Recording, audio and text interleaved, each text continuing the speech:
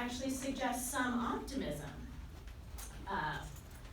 We are saying that neoliberalism, which we define as the idea that markets would bring economic and political freedom, and that therefore that market logic should define all of our decision making, both economic and political.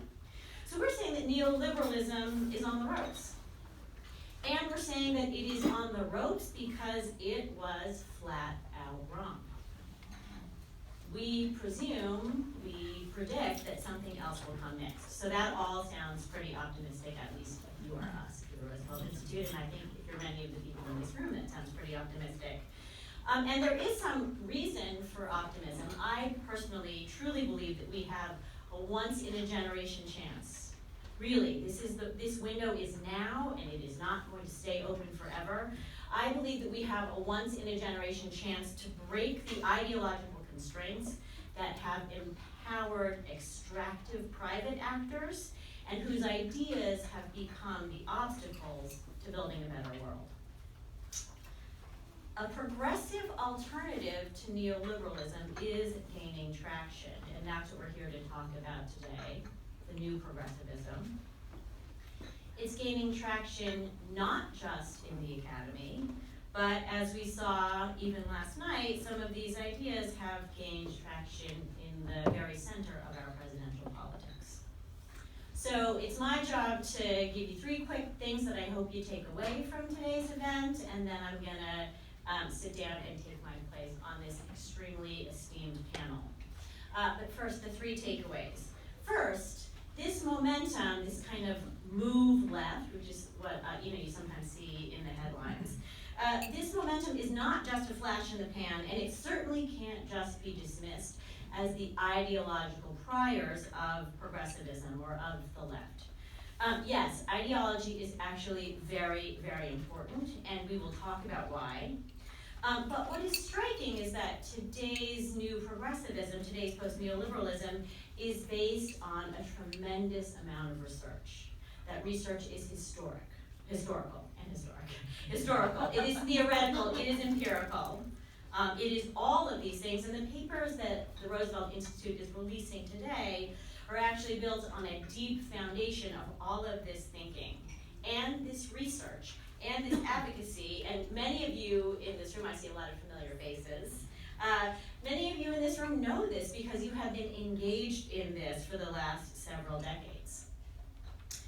All of us who've been working on ideas and the ideas that power a movement, we have gotten kind of used to being at the fringes of polite DC society.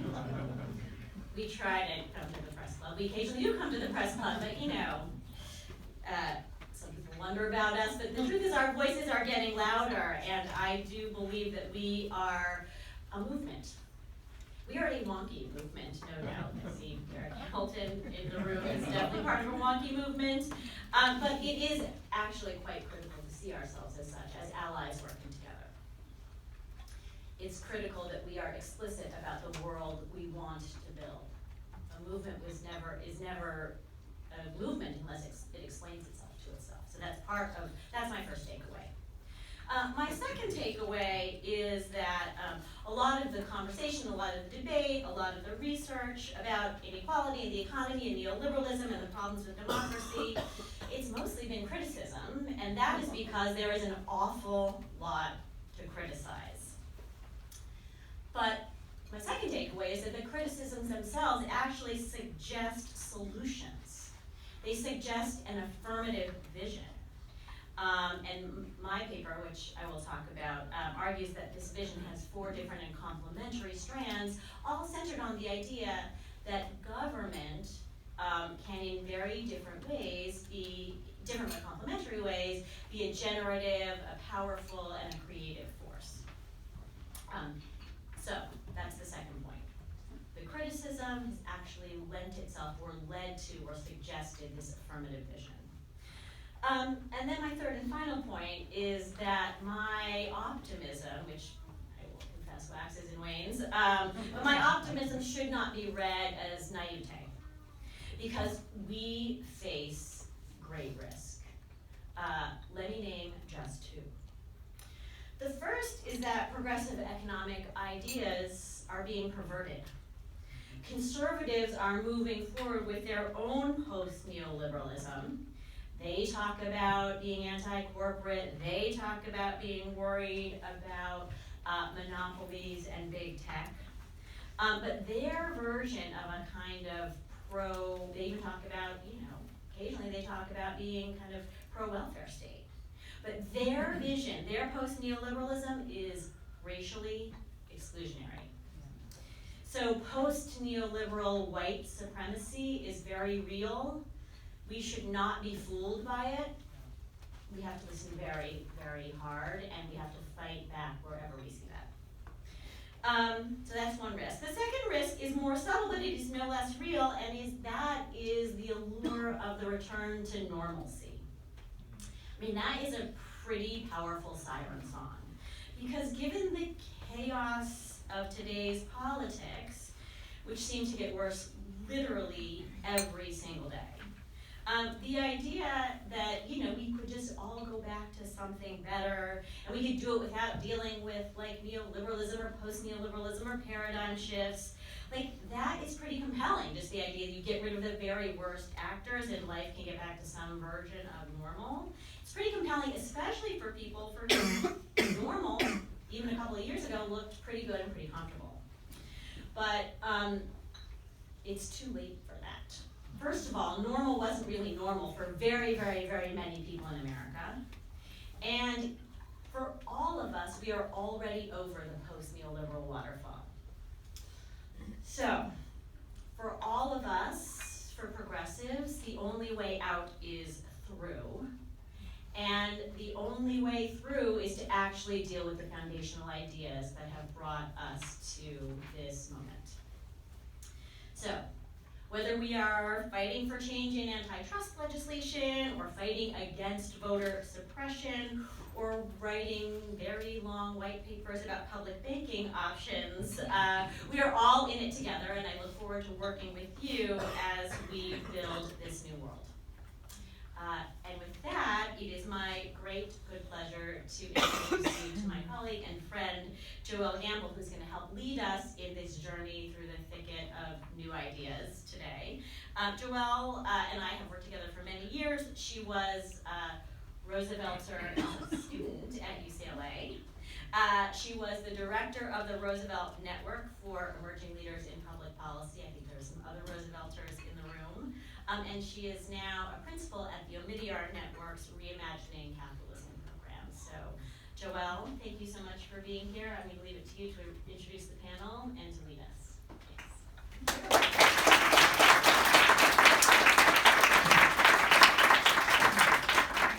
I want to do a quick mic check. Can everyone hear me all right? Yes. Yeah. Perfect.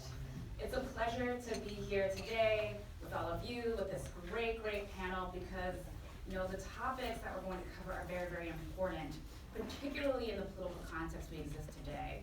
It's an election year, people are talking a lot about agendas and policies, but we know that agendas for change are more than just to-do lists, right? We need to talk about power, institutions, ideology, evidence, institutions. All of those things are actually what makes up an actual movement towards change to improve people's lives. And I think we have a great group of people here to talk about that, with the complexities of it and the ways in which all those different factors interact. And so before we get started, I want to introduce the panelists. To my left, your right of me, is Mike Konczal. He's a fellow at the Roosevelt Institute, where he works on financial reform, inequality, and a progressive vision for the economy. His writing has appeared in Boston Review, American Prospect, Washington Monthly, The Nation, Slate, Dissent, and more. And then right next to Mike is Felicia Wong, who just heard from, the president and CEO of the Roosevelt Institute, which seeks to reimagine the social and economic policies of Franklin and Eleanor Roosevelt for the 21st century. She's the co-author of Hidden Rules of Race, Barriers to an Inclusive Economy. She holds a PhD in political science from the University of California, Berkeley. Then next we have Quinn Slobodian. He's a historian of modern German and international history with a focus on North-South politics, social movements, and the intellectual history of neoliberalism. And his most recent book is Globalist, The End of Empire and the Birth of Neoliberalism. And then finally we have Jamelle Bouie. He is a New York Times opinion columnist. Prior to joining the New York Times, he was the chief political correspondent for Slate magazine. Bouie is also a political analyst for CBS News and has been a staff writer at the Daily Beast and held fellowships at the American Prospect and The Nation. So again, a great group to have to talk about this big topic today and really boil it down for those of us in this room who are doing this work day in and day out. And with that, I want to talk about the water brand. I want to talk about, how neoliberalism is playing out in this political moment. Why should the people in this room care, given all the tensions we have on our work today? I'll start with Mike. Sure. So I'm just going to go over the paper, which you can get here, called the Trade-Offs paper. Can you hear me okay? Just to be clear, we're actually releasing 2 papers today. Mike's going to talk about a paper called The Empirical Failures of Neoliberalism, which I think is floating around the room. There's copies. Yeah. So you can read the paper.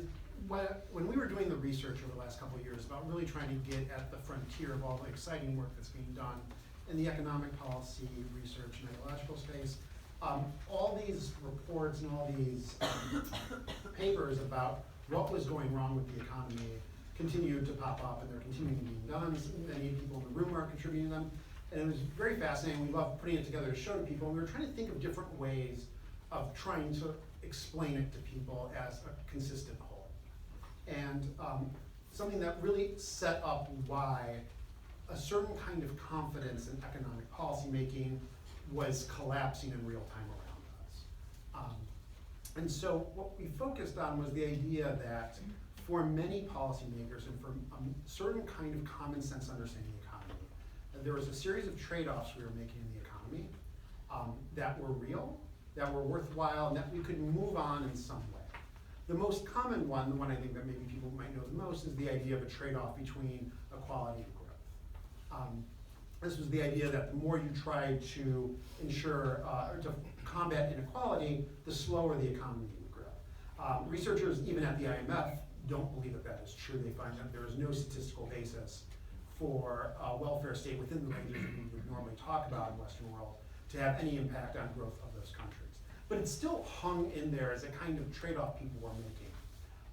The paper goes through many of them. Another common one is the idea that inequality would necessarily, through whatever mechanisms, help raise living standards, increase absolute mobility, if not relative mobility.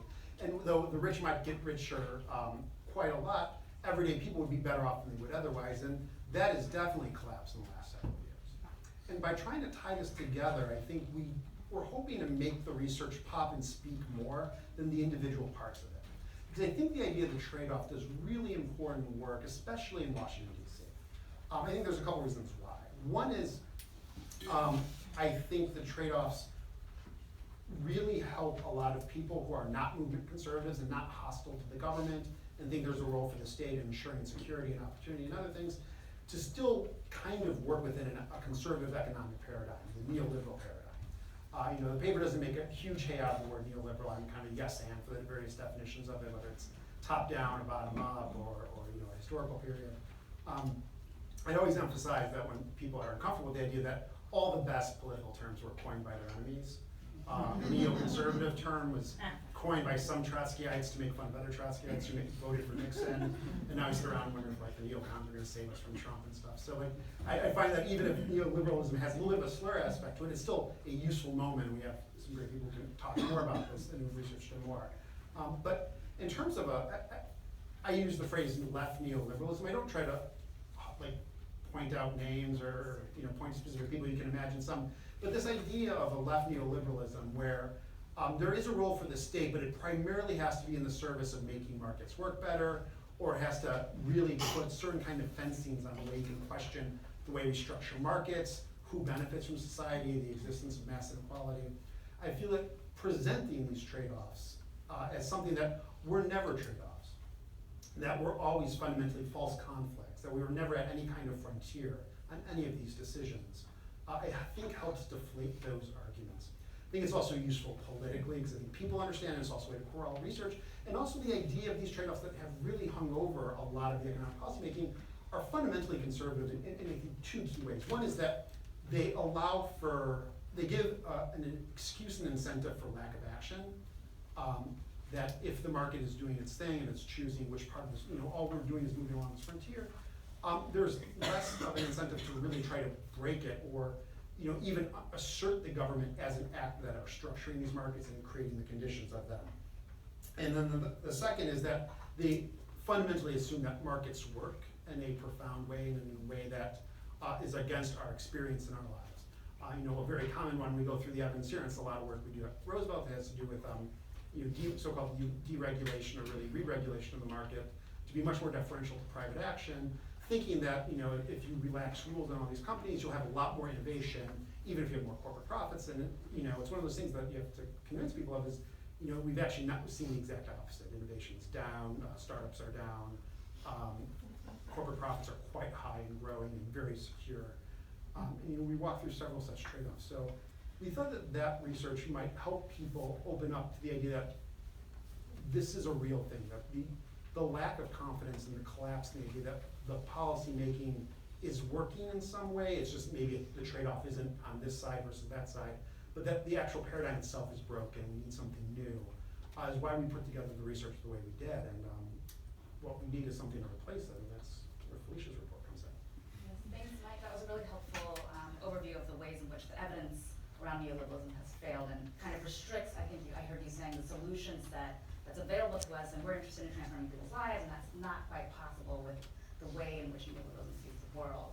And that brings us to what we would like to see the world as, which Felicia's paper really gets into in presenting an alternative to the existing economic paradigm. Yes, thanks, Joelle. So yeah, let me briefly give an overview of the research that a team of us at Roosevelt have done over the last really 2 years to try to understand what this affirmative, new, progressive worldview might look like. It is true that my name is at the top of the masthead, as it were, on this paper, but it is far more true that a number of us, it takes a village, that a number of us really worked to sort through and think through the work of over 150 different thinkers who were struggling toward a new progressivism. And it's also important to say that new progressivism is economic, but it is far more than just the economist. It is economic, it is political, and it is social. So this is an argument about our economy, but really about our political economy and really our society. But here's what we did, and here's how we have finally settled on presenting it to our friends and colleagues. So a team of us examined, as I said, over close to 150 different thinkers, from prominent new economists to sociologists to political scientists. These are all folks who in their own ways have been protesting neoliberalism and its failures for decades. We did not only look at the left, we looked at the right, we looked at the middle, to the degree to which any of these terms are meaningful anymore. And what we found is that there is a cluster of critiques that is quite powerful, that kind of center around the kind of shared progressive liberal and social democracy traditions.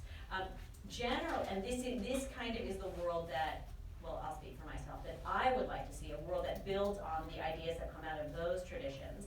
And what those ideas have in common is that they are all in some way, shape, or form, and Joelle mentioned this, they're all rethinking the role of government in either checking private power or shaping affirmative power.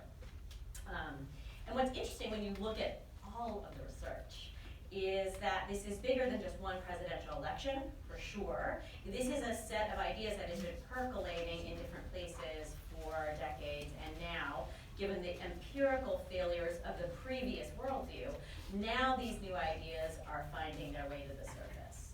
So, let me kind of give you an overview of the 4 overlapping and related strands of thinking that comprise the new progressivism.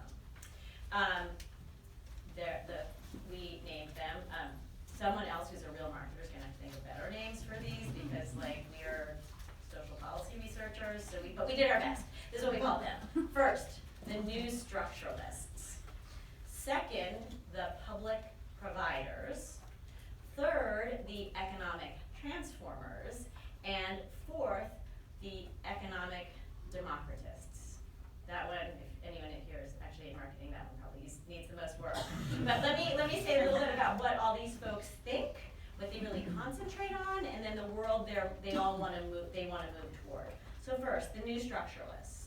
So the new structuralists start from a basic premise that government rules, or the lack thereof, structure markets, and that today private power, rather than government rules or any kind of public interest, really does structure the markets that we live our day-to-day lives within. And so this kind of private structuring of markets has led to all kinds of bad outcomes. Higher prices, lower wages, more insecure jobs. But this world, these poorly structured markets can be reversed if government steps in. And so the new structuralists really want to recapture two very important tools: taxation and regulation. The same two tools that the Reaganites kind of stole for themselves. The structuralists want to recapture those important tools in the service of the public. This is actually by now a quite familiar argument. Many of us in this room have been making this argument, and if you want to kind of tag this to a prominent public figure, it is probably pretty clear that Elizabeth Warren, whose thinking spans a lot of these areas, but Elizabeth Warren is probably primarily in this camp. The second, the public providers. Public providers believe that markets cannot actually deliver on some big social goals. Markets are just not going to deliver adequate amounts of healthcare and housing and education and transportation to people. Yes, there's a big debate, I heard it last night, big debate over, yes, but what is really public? How should the government provide, how should the public provide for the public? The overall, that debate means we're already in the right kind of place on the map, because the public providers are saying, no, the state actually has to do this. The state needs to be making public provision, and in so doing, the state can effectively guarantee public access and, we hope, eliminate some of the racial and gender and geographic disparities that the market leaves. In case it is not already obvious, Senator Sanders probably comes mostly out of this tradition. Let me go through the last two somewhat quickly, but I have learned from the Daily that when you're trying to explain things, you should explain them as slowly as possible. So the third, it works better, I think. The third kind of strand here is the economic transformers. We had a big debate in the office. Oh, the economic transformers more like the other two, but just, a special case of the other two. I actually argue no, the economic transformers are different, because these folks believe that the state can actually set an affirmative direction for the economy. It's not just that they can prevent the bad and provide the basic, they can set a North Star for where our economy should be going, and this is particularly important at times of economic transformation, right? So if government can set the direction of economic change, it can also bring impoverished people along with it. And again, in case it isn't super obvious, this thinking is at the heart of the Green New Deal, right? Government can be an innovator, industrial policy. We should rescue that idea from the dustbin of history and say that we can actually do good and affirmative things to decarbonize our economy, and the we means government. Last strand here is the economic democratists. These folks are a little bit different than the first three. The first three are like, the state should be doing all these things, the state can be doing all these things, and the fourth group says, yeah, but the state better be good if it's gonna do good things. The state actually has to be democratic, right? Because neoliberals have actually, when they think about the state, they think about consumers, they think about consumer choice. This very narrow idea that democracy means you get to choose between products. But that is not real democracy. And of course, the kind of corrupted institutions and corrupted rules around institutions that we have seen that make up our current economic decision-making apparatuses, those aren't democratic either. So if we want the state to do good things, it better be democratic. That means we need more public access, more ways for the public to understand what is happening, to give input into what is happening, and to actually build economic agendas. That is a kind of economic democratization that needs to happen. It means we need better government, there's a big debate about transparency, but we certainly need more accessible government. And it's not just about government, right? It's about all kinds of institutions, including, very importantly, better labor unions. So those are the four interlocking kind of schools of thought related to progressive liberalism, related to social democracy, that I believe together form a new worldview. I talked a little bit about why these ideas are already, even in their infancy, in jeopardy, and we'll get to that more, I think, in the discussion and Q&A. But that's the argument we're trying to make in our paper. Thank you, that was very clarifying. I feel like, for those of us who are very online, sometimes it feels like the progressive movement is like trying to herd cats, but there are actually some very clear like schools of thought and common themes that you present very clearly in the paper, and I think that that's really a big contribution that this paper is making to the movement. Quinn, I want to bring you in to talk a little bit more about like how you view neoliberalism in this moment, especially as a historian who's looked at this from an international perspective. Yeah, thanks a lot. Thanks to everybody for coming. I guess as the academic on the panel, I'm going to have to do some kind of ground clearing around the concept. And we were joking before that it's funny that this is part of a larger project called Beyond Neoliberalism, which defines itself in terms of what it's not. In that sense, it's a lot like Beyond Meat burgers. So, But they're doing very well. well, exactly. It's a good model. So, for better or for worse, I spent my life trying to answer this question, what neoliberalism is. And I think that I want to basically say, in the few moments I have now, that there's, I think, three ways to think about what neoliberalism is, and three ways that we shouldn't think about what neoliberalism is. Because paradoxically, we might actually make things too easy for ourselves if we think about it in a certain too reductive way.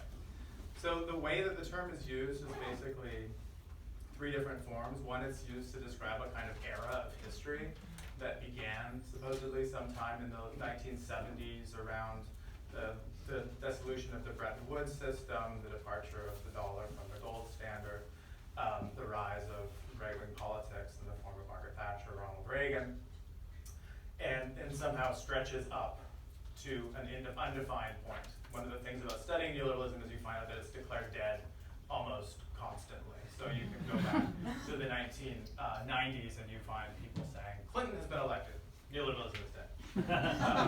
So in that sense, the obituaries are maybe helpful politically, but not very helpful analytically or in an explanatory way. So that's one way of thinking about it. It's a kind of period of time defined by a set of policies. Another way of thinking about it, or that it's used, is as a kind of way of thinking about ourselves and others in the world. And that is usually defined by putting a price tag on every last thing on planet Earth, thinking about ourselves as bundles of human capital that we're kind of speculating on and maximizing and constantly trying to transform into more valuable entities.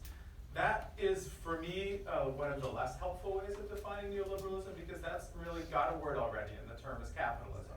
If you read Marx from the 1840s, he's already describing the effect of market society in that way. The family has had the veil torn from it. We see everything only in terms of commercial relations. So we could probably just stick with capitalism. Another great term defined by its enemies, right? Werner Zombart defined capitalism as something he didn't like.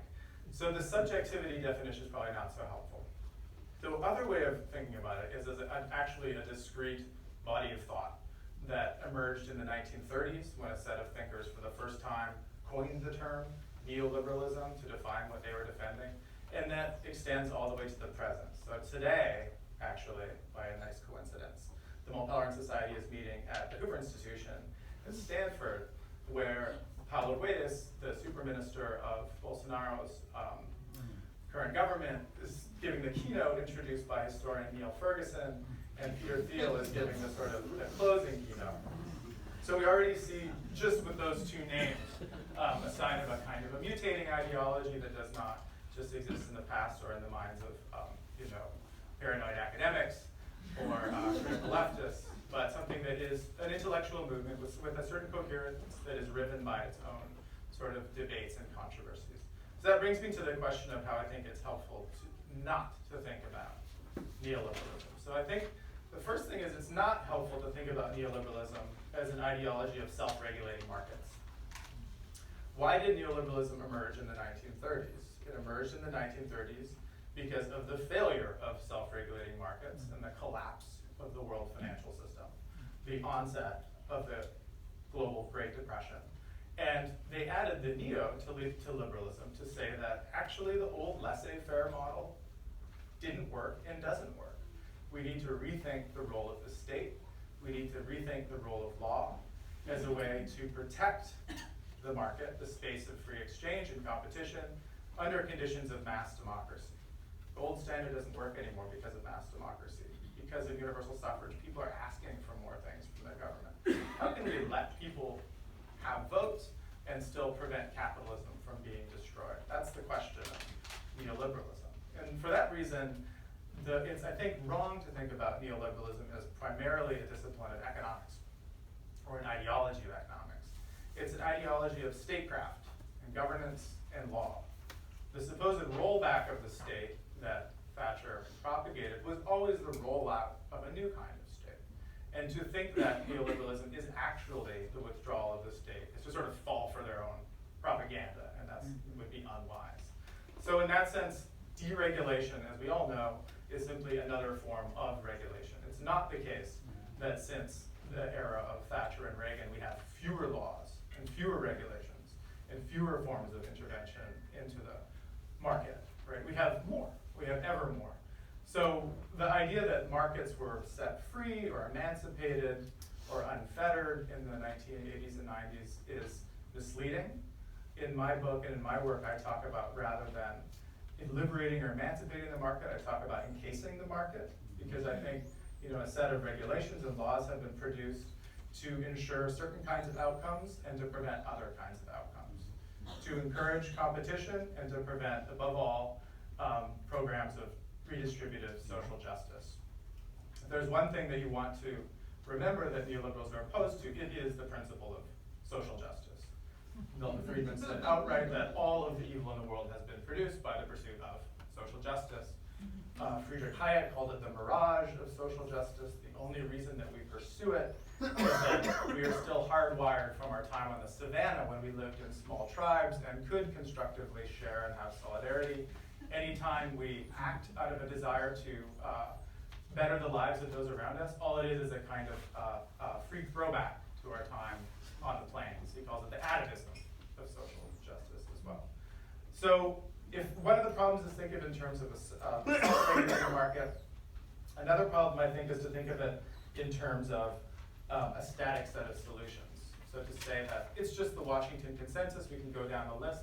IMF is now questioning these, actually the IMF Research Division, even though the IMF itself continues to act as it always has. And then to say, well, clearly this is a defunct ideology. But that's actually not true. I think it's helpful to think about neoliberalism not as a set of answers, but a set of questions. And the question is really, what are the fixes necessary at any given moment for capitalism to survive under conditions of mass democracy and its own tendency to self-destruct? And since the end of the Cold War, the threats from the point of view of the people now gathered in Palo Alto are different, right? Instead of communism, there are new isms that are the big problem. Feminism, anti-racism, environmentalism above all. The idea that green socialism replaced red socialism is the overwhelming sort of fear for neoliberals at the moment. And they have different proposals. I'll just end with this in terms of how to get a handle on this. And probably the most worrying proposal that we should be thinking about or paying attention to is precisely the one that's highlighted by the fact that Pablo Guedes is getting the keynote at the Konczal Society, which is, even if you are a self-described small state libertarian, under what conditions is it helpful to make alliances with big state authoritarian leadership, right? I mean, that's what already happened in the case of Donald Trump, the fact that Arthur Laffer and Stephen Moore and Larry Kudlow were all advising on the Trump campaign, were able to get the tax cuts through attached to the locomotive of Trump, is exactly what's happening right now in Brazil, where libertarians think they can achieve their pension and tax reform by attaching themselves to the locomotive of the vituperative rhetoric and politics of the figurehead of Bolsonaro. So I think, in conclusion, I think that we don't want to make it too easy for ourselves by saying that neoliberals believe in a wooden idea of one-dimensional homo economicus. We all know that's wrong, and now we can move beyond that. Is neoliberalism failing? Why? Because of inequality? To them, that's not a failure. Because of climate change? They don't think it's happening. So you need to be clear on what they consider failures as well as what we consider failures, I think, to sort of create a set of goals that we can hopefully pursue and achieve. Well, thank you, that's super helpful. And I think one thing that you said that I want to highlight is the use of the state to protect particular interests, in this case capital. And that brings me to Jamelle, like that's a very, very real phenomenon, but capital and the use of the state to protect group interests are also deeply linked to race in the United States. And so I'd just love you to weigh in here on your perspective. Yeah, Quinn's comments are actually a great jumping off point, because the extent to which neoliberals see anti-racism as a threat to the survival of capitalism as democracy is a point of continuity with the past, right? If American capitalism grows out of a hierarchical white supremacist society where citizenship is tied to race, and part of the things that help sustain capitalism into its growth period in the late 19th century is the fact that racism, race hierarchies, segments American society such that mass threats to capitalism have a hard time actually developing. It's right noteworthy that one of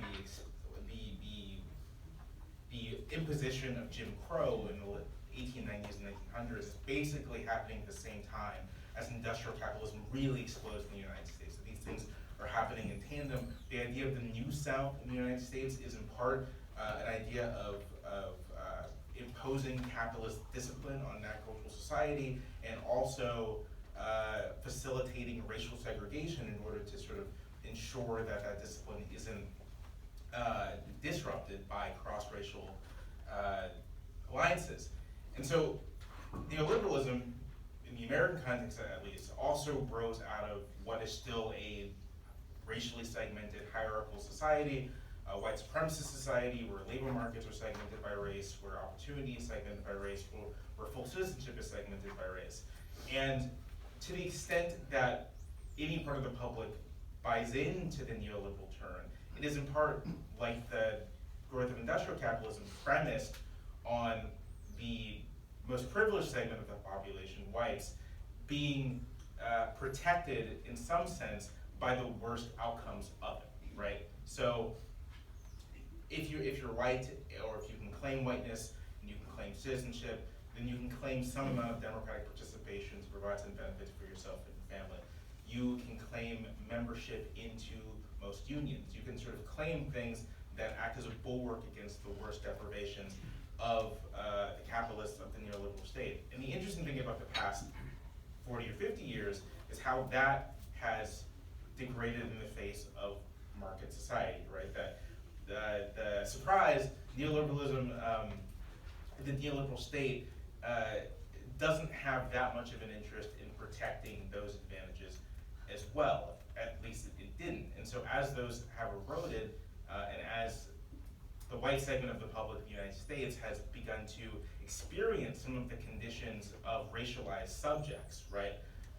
In Appalachia, in the Rust Belt, working class whites are beginning to really experience the forms of deprivation that were formerly reserved basically for blacks and other racialized subjects.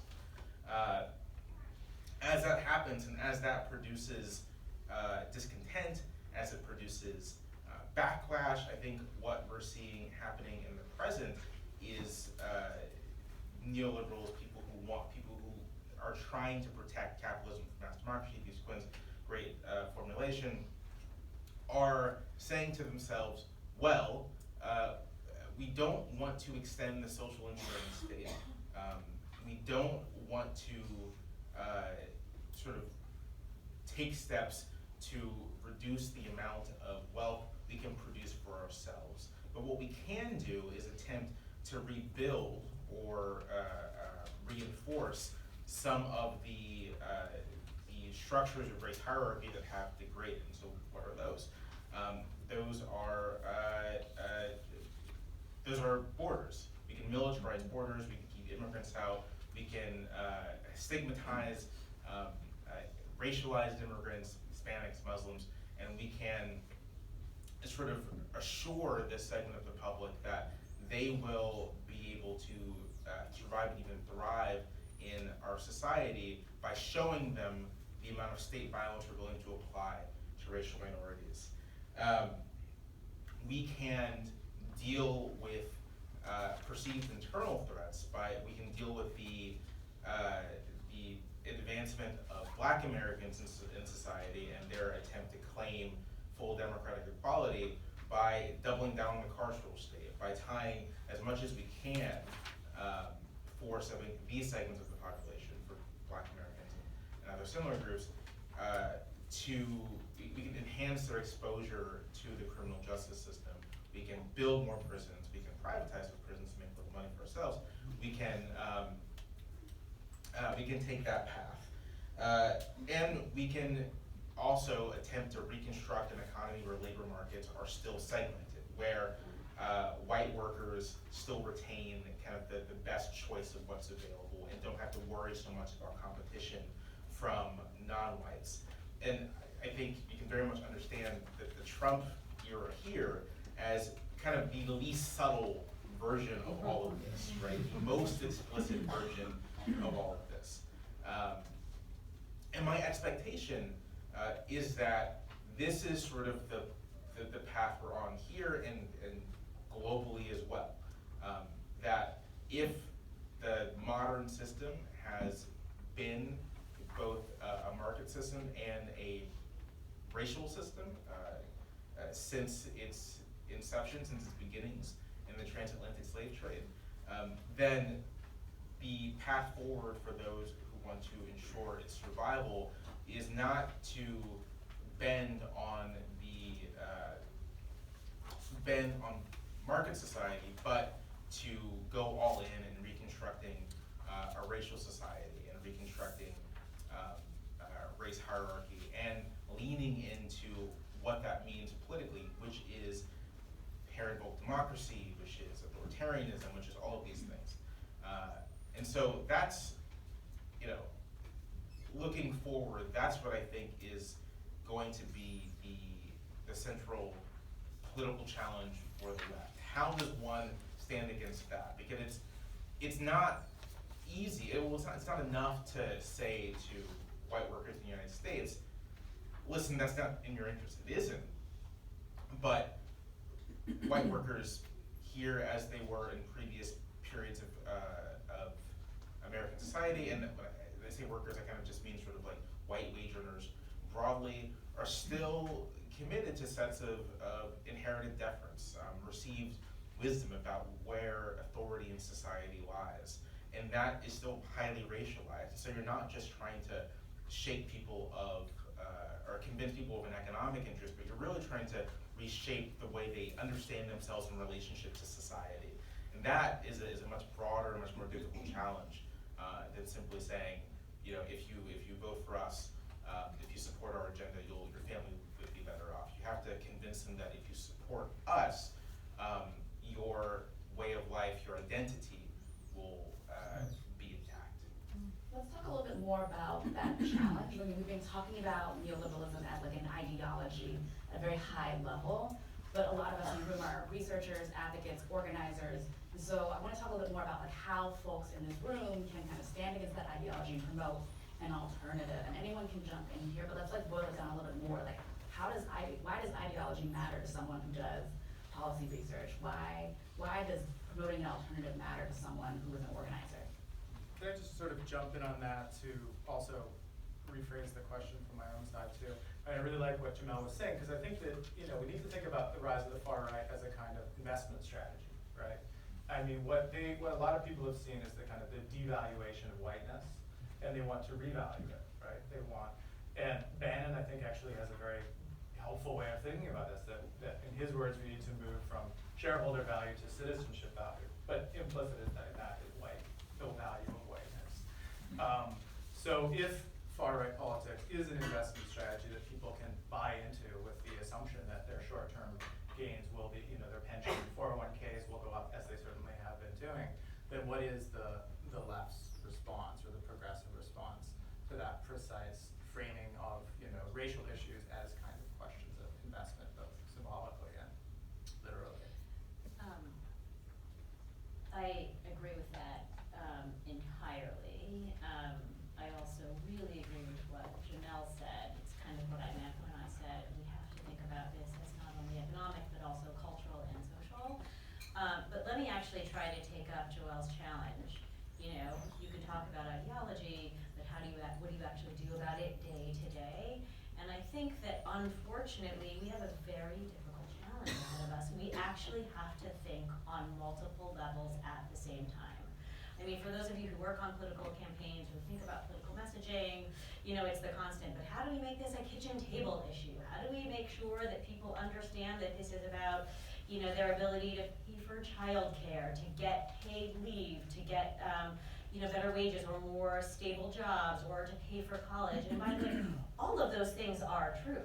Those things are very important to people. They're very important, and so we do have to be able to talk with people and hear from people on those topics. And at the same time, I think we make a huge mistake and it's a political mistake, not just an intellectual or category mistake. We make a mistake if we think that that is the only thing we're doing. Because as all of us have been saying, the fight for childcare or paid leave or free college or debt relief, that fight is deeply embedded in this social, state encasement, racialized context. And so we have to be able to play multi-level chess and to say that our fight for childcare is related to the fight against right-wing nationalism globally, which is, it's not always easy to do, and I'm sure that wouldn't do so well on the Iowa debate stage, but that is the truth. So, and the other thing I just want to put on the table, before turning it back to Joelle or letting somebody else try to describe their version of multi-level chess, is that the one thing that hasn't come up here is gender and the role of the family. And that is another, just because we're already boiling enough of the ocean, but we cannot actually, part of what neoliberalism did was to reify individuals. Individuals in that construct is basically white male wage earners, and that renders invisible or secondary or tertiary immigrants, Black Americans, people of color, and it also renders invisible in a system that is all about labor markets, women of all colors who, obviously their household labor is unpaid and or underpaid, but also all of our systems presume that individuals are the beneficiaries when we actually know that families provide much of the social insurance and care, but they do so in this invisible way.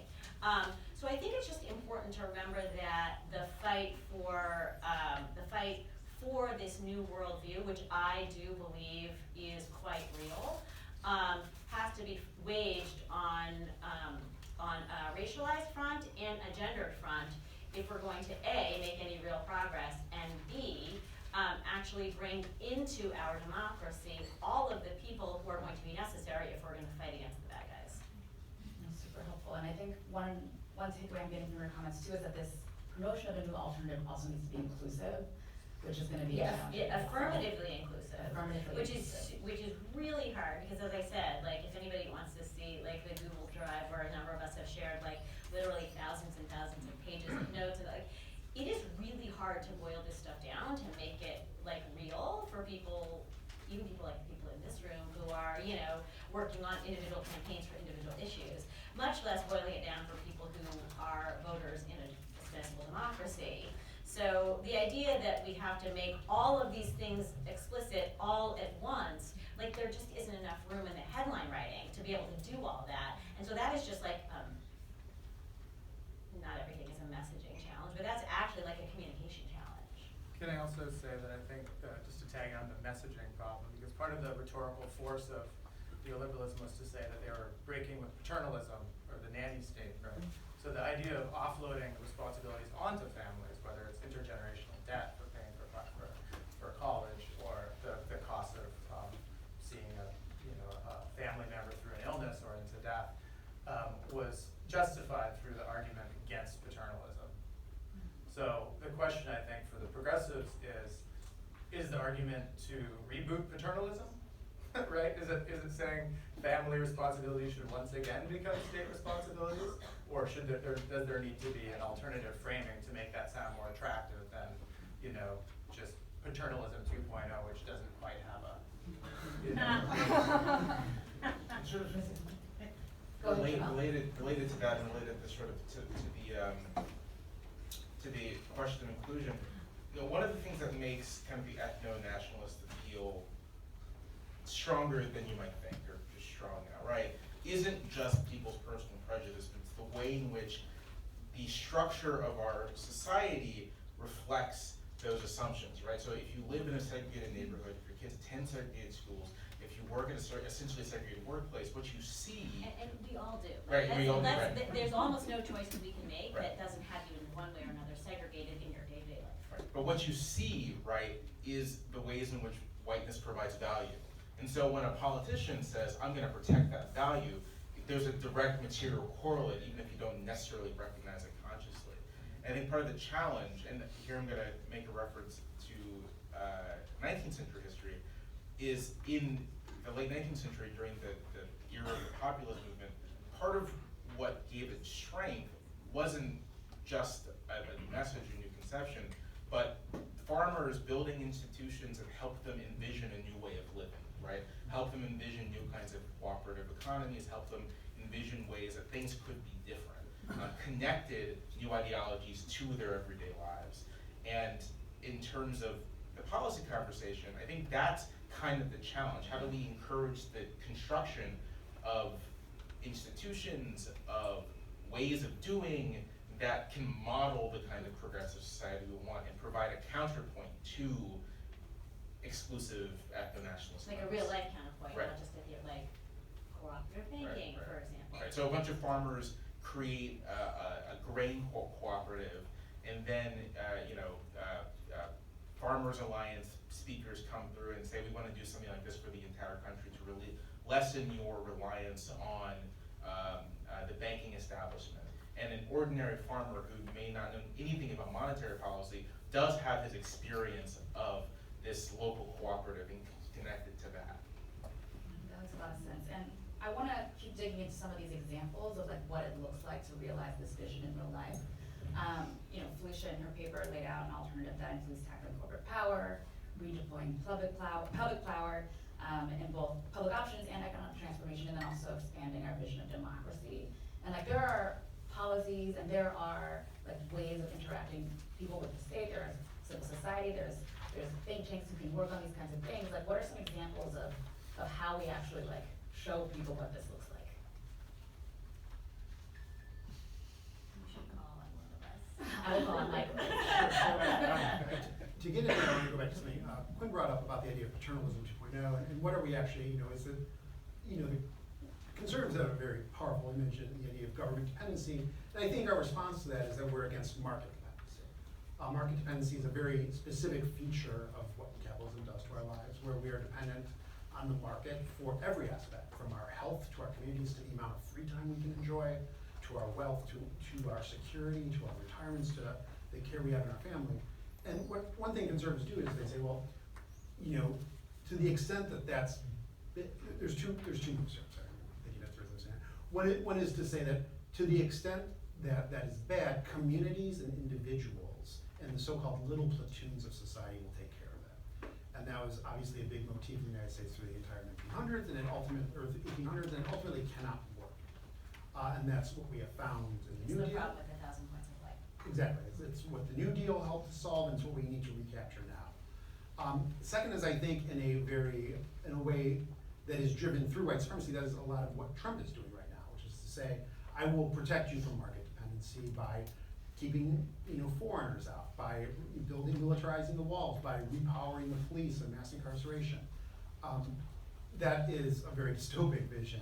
And we have a better one, which is to say we can make you not dependent on the market by ensuring that the market is not the ultimate arbiter of whether or not you have security, whether or not you have health, whether or not you have education. Push back a little bit on Quinn about the kind of so-called bottom-up part of neoliberalism, but one of the things that I think neoliberals have really wanted to do was to force markets into people's lives where they did not exist before. And they do that as a very affirmative and useful part of the government. If you read Milton Friedman on the case for what became student loans with student equity, it wasn't just about financing, it wasn't just about this kind of distribution thing that hangs over the Democratic Party debates about free college. He said this will be good because it will force people to make trade-offs. They can take on debt, they can sell off parts of their future profits because it creates a market where people are encased where they were not before. And people rebel against that. People do not like the idea of the market as the ultimate arbiter of spheres of our lives that aren't fundamentally commodities. And so I think that's a lot of jargon, but I think there's a way to build that out towards the case for free college, for free healthcare, for free time, more time in our daily lives, for more secure communities and families, that hangs together as an ideological critique, but also is demonstrated through programs that frankly work quite well because there really isn't an alternative to them that works. And I just want to pick up again to Joelle, you always ask the hardest questions, like, okay, but how do you make this real? I want to pick up on what Jamelle had suggested. I mean, there are real examples of ways of living in the world today that are non-marketized. So I think the cooperative is actually a great example. You know, I think whether it's kind of green cooperatives or childcare cooperatives, these are things that people experience in their daily lives that they might not think of them as anti-market or, you know, non-market, but they actually are. And so I think calling them out as such would be important. I think a lot about things like libraries and parks, which are very basic in a way, but our lives are impoverished when we don't have access to them. These are, yeah, they are public goods, yes, but who cares if they're public goods? They're actually things that we all share, and they provide places where we can get things that bring us joy, like books and grass.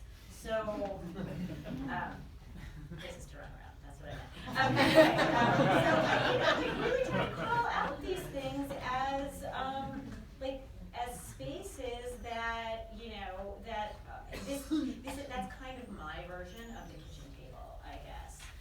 The other thing I was thinking as we were all talking here about, you know, how to, I think one of the most important things is to, and this is essential for the people in this room. Everybody in this room works on like a thing. I mean, I see people in this room who work on labor. I see people in this room who work on gender. I see people in this room who work on choice. I see people in this room who work on financial regulation. Well, we need to understand that these fights are all together, and yet we need to do it while still being experts in our thing, because when we get asked to write the legislation, you want to actually have the expertise to be able to do it, so you have to know your thing. But you have to recognize that your thing is connected to all these other things. And maybe one way to do it, I don't know, I'm road testing this in real time here, but this idea like, we maybe need to find a way to dog whistle positively to each other. Because I don't think we'll ever be given enough time or enough space or enough, to actually always explicitly, you know, kind of do this political weaving or this political alliance building all the time together. We just can't. It's like, it takes too many words, it takes too much airtime. But I do think if there are ways in which we can remind ourselves regularly, without always having to say it out loud, that we're actually in this thing together. And if you do international politics and trade policy, your work is actually related to the work of people who are thinking about student debt here. I don't actually know how that could work, but I do know that dog whistling has been effective for them. And I really hope that we can find some political way to signal to each other that there are people in it for the good, and we should be doing this together. Interesting idea. Let's try to I said it's like I went off script there, so if it's a bad idea, we can toss it out later. I'll come to you in a second, Quinn, sorry. I just want to ask one more question, and after that question and go directly to you. We have time for audience questions, so if you have one, raise your hand, there's a mic going around. Quinn, it's actually apt that you are about to jump in, because I also want to jump a little bit to the recent defeat of Labour in the UK, that relationship to Democratic primaries in the US, and do things, really rise and fall with elections, or is there more to that we're not talking about? So Quinn, I'm gonna throw it back to you.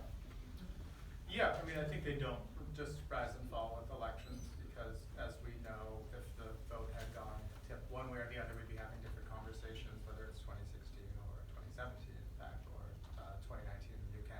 I wanted to just jump in on the dog whistle thing. I mean, there is a dog whistle. It's called socialism, right? I mean, I think that that the language of the social is really the language that neoliberals are both the most allergic to, and that has had the strongest purchase and effectiveness as a kind of a uniting category for progressives for 150 years at least. Instead of paternalism 2.0, you talk about social insurance, social security. I mean, these are strong categories. There was this extraordinary moment in the debate last night where someone said, hey, Des Moines is an insurance town. What's going to happen to all the insurance companies when you make Medicare for all? Well, the obvious answer is, well, they'll become social insurance companies, right? They'll become wings of the American state. They'll be nationalized. And it seems to me like that the idea of the social is a way of getting away from the revaluation of race, or the revaluation of whiteness. You revalue the notion of society, or you can then, beyond that, the notion of humanity as a whole. So I think those are clearly, struggles that go from election cycle to election cycle. And the particularities of the Labour defeat are probably not the best way to spend our remaining minutes, because there's so many things that one can say about that. And I'll say that there are models for how to talk about the social in the context of electoral politics that I think don't fall into the traps of, or the accusation, right, that you're ignoring race, or that you're ignoring gender, or whatnot. I'm always inspired by Jesse Jackson's 84 and 88 campaigns, which were explicitly premised on this idea that the quilt was the metaphor used, which is that the struggles of farmers is tied to the struggles of inner city mothers, is tied to the struggles of middle class suburbanites, that for one group to get something, everyone else has to get something too. And connecting everyone in that manner, I think, is a compelling way of talking about this in an American context. Because part of the political struggles that Americans do have this deep investment in the myth of the individual, going back, to our settler origins. And so there are ways to navigate around that still capture and speak to a homegrown tradition of sort of social politics and socialized politics. So let's take some questions from the audience, if folks have them. I think raise your hand. I think a mic is coming to you. Thanks. I was wondering, I can't remember who said it on the panel, but is the question popped into my head, is there too much focus on every 4 years the new cult of personality for whoever the progressive savior is going to be? I remember 20-some years ago learning from a high school teacher who became a friend, and he would tell me, and he had been teaching since the early 60s. And so he told me how he watched movement conservatives just take over everything. And this was in Southern California even, particularly in Orange County. He says, because sure, they would run Goldwater and lose, but then Nixon won, et cetera. But though they would hop on the bandwagon for whoever their movement conservative savior was going to be, they were running for school board and bringing in, creationism into the thing, and they were really obsessed with this. And he opened my eyes to it, and I've been paying attention to it ever since. And I came across, probably people in here have heard that somewhat joke about when liberals get angry, they write a letter. And when conservatives get angry, reactionaries, I'll call them, I'm not even going to call them conservatives, get angry, they'll run for school board. Sure. And So is there too much focus on Warren's gonna save us, Sanders is gonna save us, Hillary's gonna save, who cares? Every 4 years, a new savior. Should there not be much focus, more focus then on just taking over every school board, taking over every rinky-dink little city council? Yes, obviously.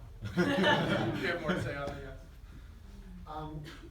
Yeah, there's two things, right? One is the question about local and state government, right? And there our playbook is not where it needs to be.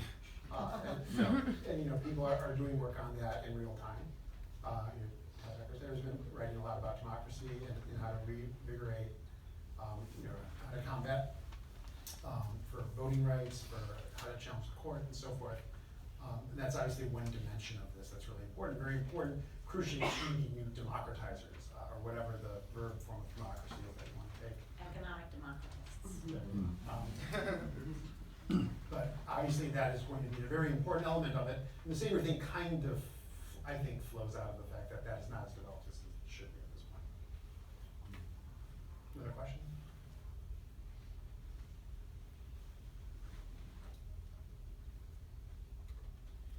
I have a question we can talk about while folks have a chance to think of more questions. We haven't talked about Trump, and I think we should, just a little bit. That's true. And like the form of basically, I think, ethno-white nationalism, if we want to use a really wonky term, and the way that that's risen in the United States. And I think Jamelle hinted at this is something that we need to challenge, but I think there's also a question like, how do we win in that kind of environment? I want to push a little bit more on like, how do we do this in a way that's inclusive in particular? Because I think that there's a lot of talk about basically sacrificing the folks who we want to make sure actually have their lives economically in order to win, to defeat this like threat on the other side. I mean, it's, this is always one of those things that sort of, there's the obvious kind of problem is that it turns out explicit racist appeals can help you win national elections, but not because they're popular. And this is the difficult thing, right? Not because they're popular. We know that they're not. We know that even the centrist Hillary Clinton campaign won substantially more votes than her opponent. It's because our antiquated electoral system gives outsized power to a handful of closely competitive states. And so on some level, this is, at least on the national level, this is like purely tactical, right? It's just sort of like, how do you maximize your advantage in these particular states? But I think if you go sort of beyond national politics to state and local politics to places where those kinds of appeals might actually be outright popular, I think the advantage progressives have is twofold. The first is that American society is just much more racially diverse than it's ever been before, and that the large part of those Black, Latino, Asian American voters reject that kind of politics. Not everyone. There's just a flyer in Richmond yesterday for some sort of like pro-Trump event from some like conservative Black groups. Like not everyone, but the large portion. And it was that's the exact case I had. It was at Virginia Union University too, which is like an historically Black college, and I was very upset. That was the intention. But that's the first part. The second part is that, and I've talked about this with a friend before, just as kind of a thing that is, I think, underrated, and which I think conservatives have mocked as like the awakening. But it's meaningful that there are more whites than ever before in American history that have a commitment to racial equality, right? That believe this ought to be an inclusive society. And so those two things together, even if not everyone shares the same class interests, even if all kinds of interests within this group of people diverge, it provides, I think, the basis for a kind of mass politics that can stand against ethno-nationalism. An observation I'll make about American politics is that the strongest American mass movements have ever been is when they have been rooted in this broad view of equality, whether that is the fight for democracy in the South after the Civil War, whether that is kind of the very heyday of the populist movement, whether that's the mass movements of the 1930s, whether it's the civil rights movement. All of these things, the strongest parts of them have been the ones that have strived against race hierarchy, for racial equality. And we happen to be living in a moment now when the potential base for that kind of politics is larger than it's ever been. Can I say something on that too, which is that it's interesting that there actually isn't a single neoliberal position on immigration. So that's actually something I've been looking at recently. You know, we think about one of the leaders of the white nationalist movement now, currently suing New York Times for calling him a white nationalist, is Peter Brimelow, who was an editor at Forbes and Fortune while he was starting Be There. And he made a strictly economic argument against immigration, effectively. And his main sort of opponent was Julian Simon, who is more well known for being a kind of a climate denier, but also believed there should be open borders for immigrants because whatever the resources of the world are endless, so might as well bring in people and maximize their use value. He proposed auctioning off immigration visas, following from Gary Becker's proposal as well. So there was a debate between neoliberals in the 1980s and 1990s about immigration, which is that, you know, should open borders be a policy that we encourage so that the market takes over, or should we have a way of evaluating the kind of human capital of would-be immigrants in terms of their effectiveness and their usefulness for? And the fact is, the world is filled with immigration schemes that basically run between these two spectrums, closer to the kind of point system of Canada, right, than the kind of family reunification model of the United States. So there's, I think, a useful way to kind of push on, again, the kind of economic logic behind white nationalist and anti-immigrant arguments that gets beyond the idea that the alt-right or the far-right is simply an eruption of kind of cultural resentment that somehow is not connected to the precise accumulation strategies that have been developed over the last several decades. So I think that, I mean, that doesn't really provide a solution, but I think that understanding the economic logic behind the arguments of the right and the reason for their attraction, and then the difference between what's pitched and what's actually delivered. I mean, look at the things that Trump was pitching in his election campaign about mass infrastructure projects, a kind of New Deal, a huge amount of sort of deficit spending. None of that came to pass. Instead, there was tax reform. We're And, seeing deficits. well, that's true. So I think that, you know, getting into the internal economic logic of the right, but then also being very attentive to the gap between the claim and the actual delivered product. Just two quick things, and then I think there may be some more questions, but just on the Trump thing very specifically, Trump is obviously the most, someone used the, I think, actually Buttigieg yesterday used the word disgusting. He's actually the most disgusting manifestation of all of these historical forces, but in some way, like, we better not waste that gift, because a lot of Americans see that he's disgusting. Even people who might be soft supporters understand. I mean, I've been in focus groups, I know people, but yeah, they get that he is outside the norm. But post-Trump, we are going to see a kinder, gentler white nationalist who probably went to Harvard, who probably wears a nice tie, who will be a lot kinder, not be disgusting, but be just as terrible. And so I actually think that's why, it's one of the many reasons I think this window is only open now. We better move on the pro-social while, while it's obvious that our enemy is so horrible. So I think that is, I said that in a totally C3 context. More generally than what I was. But so then getting back to, so then what is the it that we ought to be moving toward? I actually, the reason we laid out in the paper these 4 versions of, different strands, the one strand that I am the most interested in of a potential new worldview is actually a strand that is creative and innovative and forward-looking, and that is this idea of an economic transformer, and that ties directly to the energy we have seen around a Green New Deal.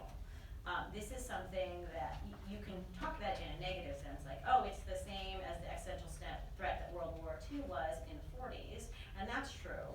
And so therefore it's a kind of unifying force, but it also is like, it's no accident that the Green New Deal provided this vision that very, very, very quickly got many people, white, black, brown, Asian, excited about the possibilities of actually together building a better future. It is also, young people, yes, but lots of people are excited about the potential of a Green New Deal. And it's also no accident that the right spent a lot of money attacking the slogan Green New Deal. It's kind of shocking that has been so vilified, but we ought not let it be vilified, and we ought to embrace the sort of excitement of the innovative. Super interesting. I think I saw another question, and then, or two questions actually, and Mike, you can also jump in. Right here. Thank you. Hi, I'm Joe Guining with the Democracy Collaborative. I'm one of these economic democratists that you're talking about. I think we would like another name if we can get one, so we're happy to work with you on that. Thank you for a really rich discussion. I particularly appreciated Jamelle's comments about the range of populism and the experience of real-world economic alternatives, but it actually raised a puzzle for me, which is that we've been sort of examining the emergence of a new economy at the community level across the United States and increasingly in the UK and elsewhere, where the sort of rot of neoliberalism is running really deep, and it's actually already quite advanced. 1 in 3 Americans are members of a co-op of some form, whether that's a credit union or a CSA. There's a long tradition of public ownership at the grassroots in the United States. If you live in places like Alabama or Texas, you actually get public services that are provided by sovereign wealth funds, forms of socialism. And yet this seems to be sort of under-articulated and under-theorized as an alternative paradigm. I wonder if some of the work that we as a movement need to do is to really sort of bring that paradigm together coherently so that we can begin to articulate that politically and get the benefits of some of these practical experiences with real-world economic alternatives. Thanks. And since we're running out of time, I want to take the other two hands that I saw, those questions, and then we'll have you all answer them all. My name is Jacob. I work for the Narrative Initiative. And picking up on a couple of threads here, I was really intrigued, Quinn, by your statement that neoliberalism is a set of questions rather than a set of answers. And similarly, Felicia, you're setting out kind of 4 camps. I guess my question is, are we moving towards like a set of principles of unity, or is actually like sparking a debate and making sure that the national debate becomes the things that we want to debate about how to revalorize the social? Like, is that more productive than trying to all get on the same page and move into one of the 4 camps or something? I think I saw Anne right here in the back. Here and then in the back, yeah. Hi, my name is Emily Chen, and I wanted to ask a question about another solution to the failures of neoliberalism that's kind of gaining some political steam, universal basic income in Andrew Yang's campaign, and how we can, kind of what your thoughts are about this campaign that focuses on one thing that seems to have a tangible benefit of, tangible amount of benefits to every American person versus kind of more progressive, larger goals and visions. So let's start with Mike. Okay, sure. So just to quickly follow up on the Trump question, I think it's really tough to understand what will become of Trumpism, but one thing I noticed that's happening real time is that it's an updating and real racialized version of a lot of classic conservative tropes. So if you look at Josh Hawley, the senator who attacks Facebook, when he attacks Facebook, he actually attacks like liberal elites who empower Facebook, which is old neoconservative new class rhetoric, but instead of the liberals like hating capitalism, now they're the ones who are creating it, creating the dystopic version of it. When you look at a lot of the carcerality around the border, a lot of that is tough on crime rhetoric, updated up for the current period. So I worry a lot about, in some ways, the continuity and what's different is kind of merged into one thing. And I think that's one thing that's particularly going to be made more sophisticated by new innovators in this kind of Trumpist right. I think one thing that the paper Felicia authored that gets into in detail, we didn't get a really good chance to discuss, is that there's a lot of tensions that run through these 4 camps. Most notably things like nationalism or federalism localism versus a more national stamp, technocracy versus democracy, public ownership versus more cooperative models. They're definitely in the Green New Deal, and they're basically in everything. What we argue is that those tensions are not a sign of collapse or weakness, but instead a source of strength. Because we're at the point where we can actually articulate and debate these things in a way that helps move them forward and kind of creates a sort of fencing around what we're talking about. So that kind of gets to the questions about cooperative. Some people really think of them as forward. Other people want much more explicit forms of public ownership. Others want more private ownership of labor rights. The fact that we hope to get those people talking to each other and using a common language and understanding where each other's coming from, I think will be essential for them. Right, I think that's totally right. And just two quick things. One, on the basic income question, I actually think the question of a cash floor is one we should be talking about. I'm not gonna comment on that, on Yang's particular proposal. You can take that for what it's worth. But I do think, but the problem, if you just look at that as a silver bullet, you're not actually looking about power and all the systems that create the need for such a kind of cash floor, and that is the root of what we should really be looking at. And then with respect to cooperativism, I actually agree 100% that I actually I keynoted the National Cooperative Association annual meeting. It was super cool. I didn't know that nationwide insurance, that various insurance companies, very large insurance companies, are actually cooperative, and we ought to be leaning into that, I think, very hard. And that gets the last thing here, which is that, all of this is actually more ready for prime time than we even know. And that is what we should be lifting up and focusing on. Yeah, just really quick to Joe's point. I think that, of course, these models of worker ownership that Leonor Palladino at Roosevelt Institute, for example, has worked out are important spaces for what Jamelle was describing, which scholars sometimes talk about as prefigurative politics, right? How can you create smaller scale versions of the large scale transformations that you want to see happen? Whether or not UBI is one of those things, I think, is highly debatable. I mean, there's a reason why Milton Friedman and Charles Murray love UBI, because you give people cash payments and then you eliminate all social services. So the first thing that one needs to say in any conversation about UBI is that that's not the switch that is being proposed. So we are just about out of time. I think I saw one more question in the front that I wanted to get to, and then we'll close out. Chuck, did you have a question? Yeah, the word distribution was mentioned.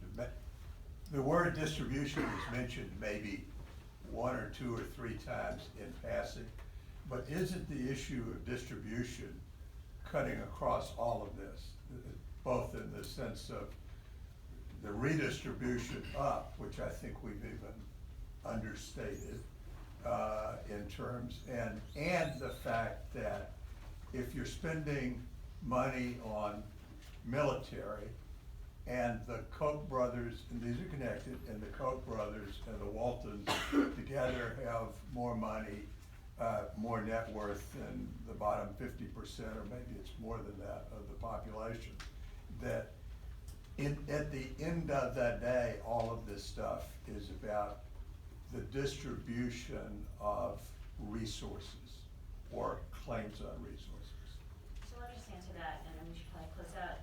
I think, yes, I think the concept of distribution is quite important. The problem with distribution, as it has been used in the literature, is it gets sort of technocratic and mathematical, and I liked both Jamelle and Quinn's move toward the social, which has a kind of different valence.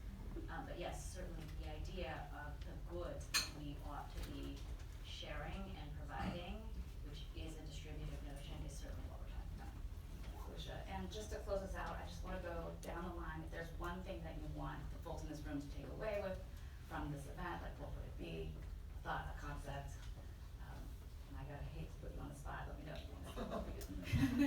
The stuff we're describing about will endure beyond whatever happens this year. This is a new reality. It's going to happen no matter what electoral outcomes come, because the old system is changing and we need to change with it. The ideas are ready, so people better be ready too. I think that historian, I would say that we're gonna look back at 2016 as not the moment of the Trump breakthrough, but actually the Bernie Sanders breakthrough. And the crushing of Sanders within the Democratic Party meant that Trump was able to enter the slipstream of all of the new questions about distribution and ownership that Bernie had opened up and entered the territory that had been long abandoned by both parties. So I think we need to be aware of the fact that we might actually be in a narrative, a timeline that is actually moving towards a more progressive outcome than sometimes it can feel like day to day. That I think politics of equal citizenship, equal personhood is sometimes I think undersold for how powerful it is in the United States and how much it can really unify and rally disparate groups of people. Well, thank you, Mike, Felicia, Quinn, Jamelle, for your valuable thoughts and insights. Thank you all for your questions.